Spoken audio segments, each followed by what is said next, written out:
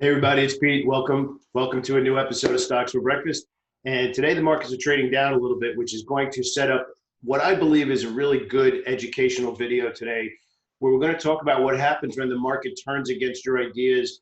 When should you actually be looking to buy? Should you be adding to existing positions that aren't working? Hint, no, ever. You don't want to be adding to something that's not working. I know that there's this thing in investing called dollar cost averaging, and that's for investing. That's for a very longer period of time where you plan on holding those stocks for years. As active traders, that's not what we're looking to do, which means that you need to be an active participant in how you manage those trades. So what we're going to talk about today is we're going to take a look at stocks that had a very red day yesterday, hence the shirt. Trades that actually turned around, went lower, but are still buying opportunities. And that's really what I want to discuss today. And in the boot camp and in the tape reading room, we have a lot of questions, which I can fully understand. Of the market turned around, stocks are going down right now. And should I be looking to short sell those stocks for a quick trade? And I'm going to give you the short answer, and then I'm going to give you the long-term answer. The short answer is no. If a stock is going down right now, but you came into the day saying that you wanted to be a buyer of the stock, you built this great argument for that stock I want to be long, that stock I can't wait to buy shares in. And then for whatever reason, between, and speaking specifically to a day trader, 10 a.m. to 10:15, the stock starts to see selling and starts moving lower. And you're like, oh my gosh, I need to jump on this thing right now and short sell it and catch this quick move to the bottom. And then as soon as it bottoms out, then I'm going to get long and buy it again. And I will tell you, I tried to play that game early in my career, way back in 2000 to 2002. It doesn't work. It doesn't work in the long run. Now, you could definitely make the argument that if your main trend is a super short time frame, so in other words, maybe your main trend is a 15-minute chart, and whatever trend is on that 15-minute chart, then you're dropping down to maybe the 5-minute and the 1-minute charts to time entries, which again, if you're a swing trader, somebody holding trades a little bit longer, this is probably a completely foreign explanation to you. But there's a lot of people that are day trading, and that's what we're doing in the tape reading room.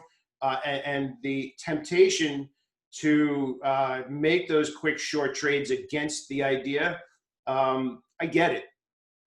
And it doesn't work. I'm telling you flat out, it doesn't work in the long run, and you should not be doing it, which also applies to these trades on the daily charts that we're going to get to.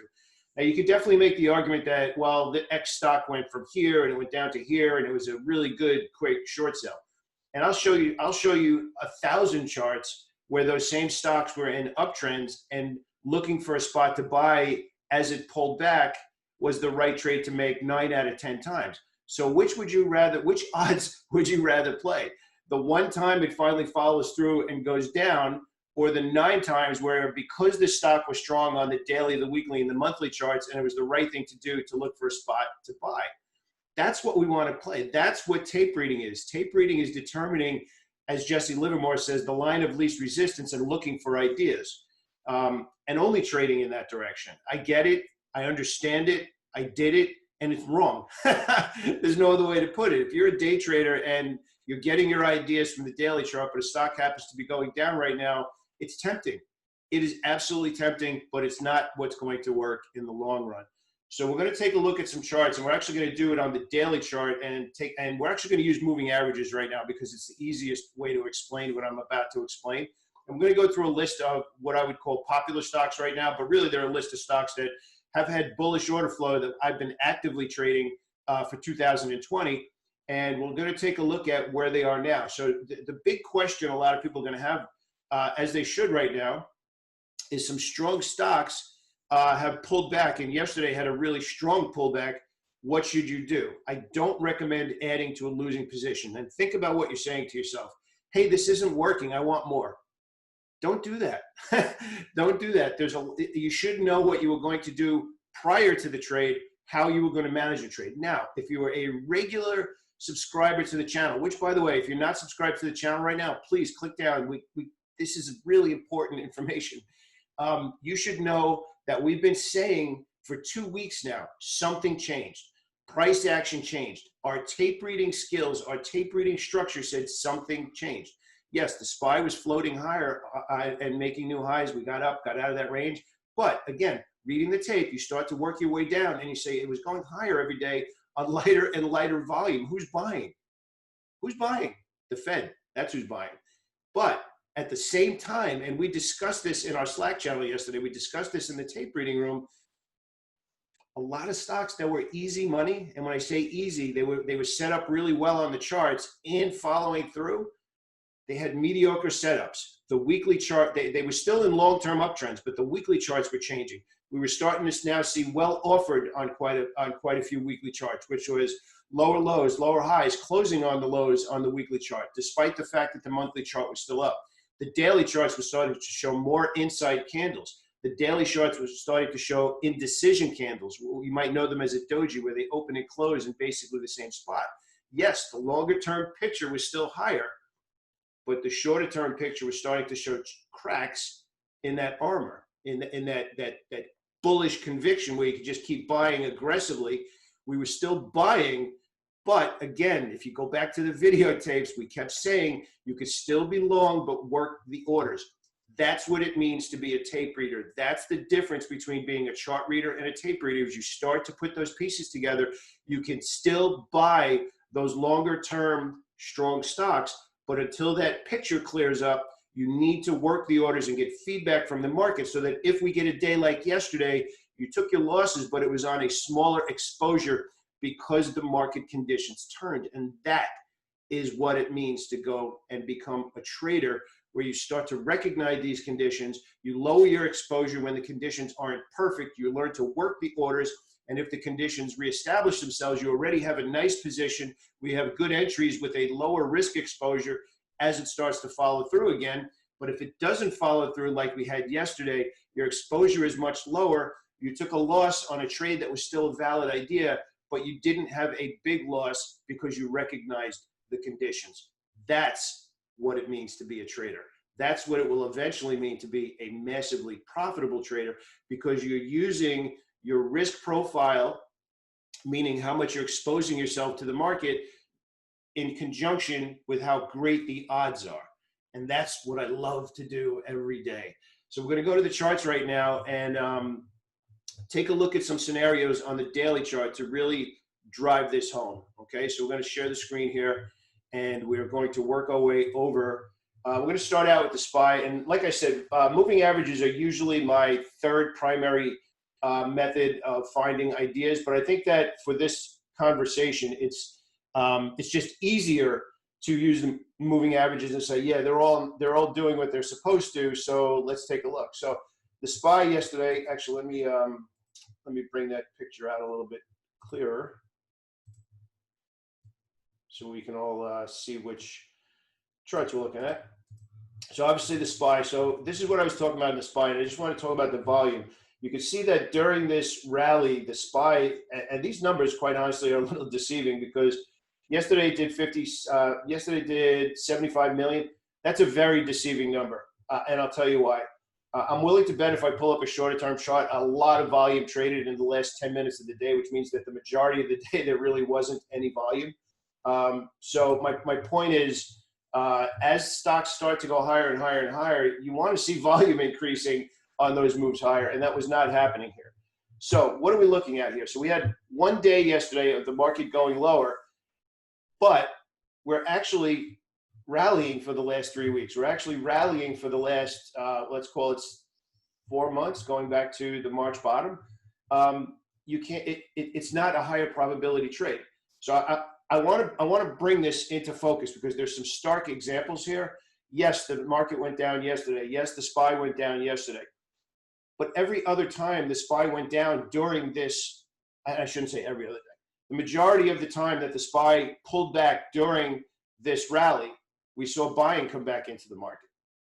So if you've been watching the market, and actually, you know what, I'm going to give you some examples on probably 5-minute charts are probably better examples. So here's yesterday, right? And here's the day before. So pullback, rally, pullback, rally, pullback, really strong rally. Go back another day. pullback, rally, and then we had one sell-off, okay? And here is Monday.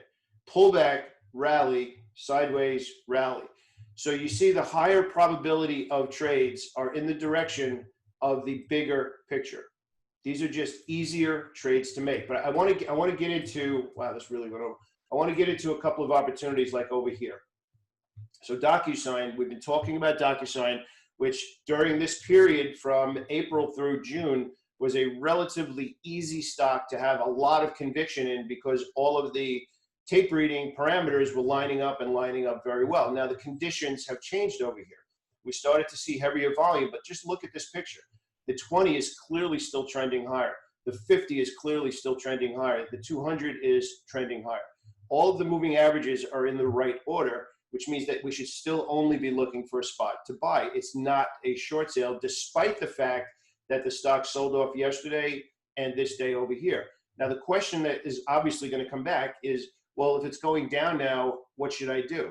You should either be reducing your exposure, meaning when I say that, it means reducing your share size, or looking for a spot that you should have exited in the first place. Learn from your situation.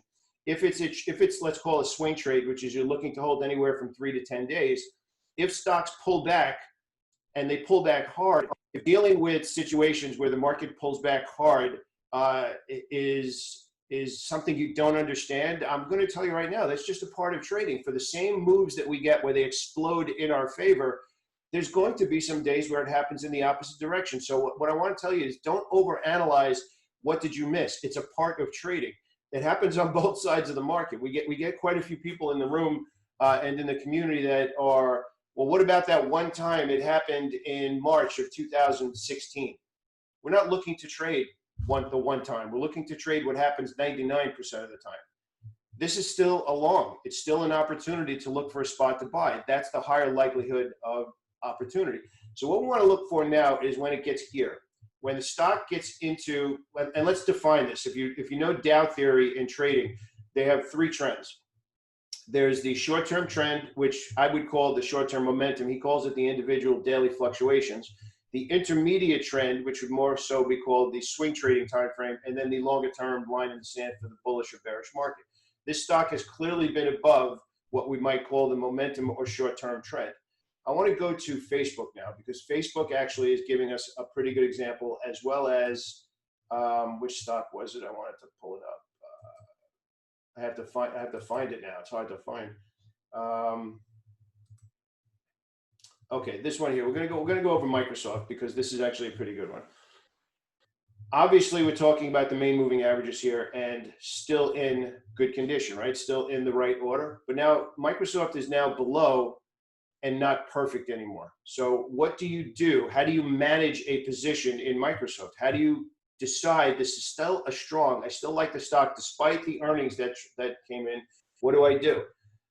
Here's what you do, and you need to know this before you put the trade on, because this is where I see a lot of traders get stuck and not understand what to do next. First of all, you need to know what you're going to do next before you put the trade on. You can't think about that after the trade, because now it becomes an emotional decision and you're attached to that position. You're attached to the P&L. Now you have to trade out of it. The number one thing you have to say to yourself is, if I didn't have the position, would I want it? And if that answer comes back no immediately, you have to reduce your share size, if not get out of the position, and then look to work the order again. So here's the point that I want to make. As you start to work your way out of perfect conditions, which would be all three moving averages in the right order and price above the 20, when stocks start to get here between the 20 and the 50 and it's still clearly a buy, you need to learn to go into these trades with lower share size. I can't express that enough. It's still a good buying opportunity, but it's not perfect. So you're looking to initiate a trade in a good opportunity with a smaller share size, and then getting feedback from the market that it either is going to work out, where you start to add positions. And what does that look like? That when price gets back above the 20. And if it doesn't and continues to move lower, you have the smallest share size, the smallest potential loss, and you're not getting hurt in what was otherwise a good idea. It wasn't a great idea. Great idea is here when it's above the 20-period moving average. This would be considered a good idea that could potentially reestablish itself. So Netflix is actually a pretty good one here, where we're getting a a good concept. We're getting a good visualization of it. So you can see over here, during May, end of May through June, the stock actually went from good idea, where it was looking like it was going to break out, a great idea, to still good idea because it was hugging the intermediate moving average, not closing below it, not trading below it, maybe that one day right there, and still an opportunity. So if you started to buy Netflix in this window, you would do so with less share size, looking for feedback from the market, which means it has to start trading back in the direction you're intending it to. And then if and when it proves to you, which in this case would be here, that's when you add, and you're now in a good position to grade with the right share size, and quite honestly, with a really good entry on your initial piece. So I don't necessarily want to keep going over dozens and dozens of these stocks. You can see Goldman Sachs is now not only below the 50, it's below the 50, it's below the 20, and it's below the 200. So not ideal conditions. So when it's not ideal conditions, you have to say to yourself, what do I do now? Honestly, if it's not ideal conditions, where it's hard to make the argument, which the stock has been very, very choppy and back and forth, the best idea is sometimes to do nothing. So if I can really impart anything, especially because today the market's pulling back again, the China-U.S. tensions are increasing a little bit. Today going forward, you can't look backward and say, well, I'm stuck in a trade. That's not the point. The point is setting up ideas prior to the idea happening and knowing this is a great idea. And I say this all the time. There's your great A+ trade, and then you start to move away from A+ trade where it still might be green, then it becomes a little bit less strong green. Maybe now it starts to move into gray and then into red. As long as you're up here, you know what perfect looks like. And you could manage those trades and allocate share size to those trades with conviction. As you start to move away from perfect, which, by the way, you still need to know what perfect looks like, right? As you start to move away from perfect, that's when your share size has to adjust to the conditions. There's a difference between perfect and I want to buy versus not perfect, but I still want to buy because it's still a decent trade. Now, obviously, you want to stick to the great trades, but if you have decent trades in stocks that are clearly strong but pulling back, they're giving you opportunities to buy those positions. So we might even see a little bit further pullback here, which we might consider to be good buying opportunities because a lot of these stocks needed a pullback to have some conviction looking for the next move higher. That's the lesson today. Recognizing where the stock is, which should affect how you enter those positions with share size, so that if it doesn't work out on a pullback or when it's in that gray area, your risk and your loss will be smaller. But if the market gives you positive feedback, starts moving in your favor, you can add to that trade, and now you're adding to a trade that you have a head start on. I know this was a mouthful, but it's such a super important lesson because you're really adjusting how you enter trades with the right share size and the right conviction level based on where the charts are and how far they are away from perfect. It's definitely an intense lesson. If you have any questions, subscribe to the channel. Definitely leave some feedback and questions. I'll be more than happy to follow up and answer you right here on YouTube. Have a great day, everybody.